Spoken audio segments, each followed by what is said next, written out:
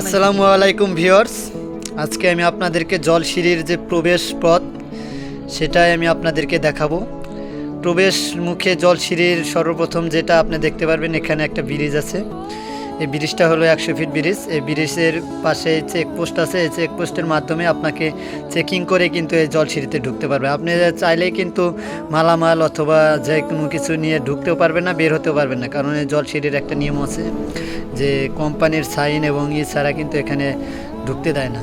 তো আজকে আমি জলসিঁড়িতে আসছি অনেক দিন হলোই, কিন্তু আজকে আমি মূলত ভিডিও বানিয়ে আপনাদেরকে দেখাচ্ছি। দেখেন, অনেক সুন্দর সুন্দর অনেক বিল্ডিং হচ্ছে, কিন্তু এই জায়গার বিল্ডিংয়ের একটা বৈশিষ্ট্য আছে, কারণ যতগুলো বিল্ডিংই হোক সব কিন্তু এক হাইট হবে।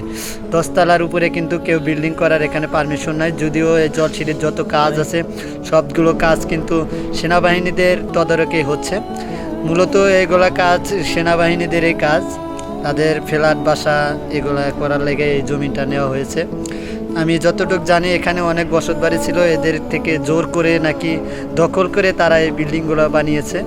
তো আল্লাহর গজব আসতে কতক্ষণ, যদি 9.9 মাত্রার ভূমিকম্পে একবার হয়ে যায় তাহলে কিন্তু নির্মাণ হওয়ার আগেই কিন্তু এই বিল্ডিংগুলো ধসে পড়ার সম্ভাবনা আছে।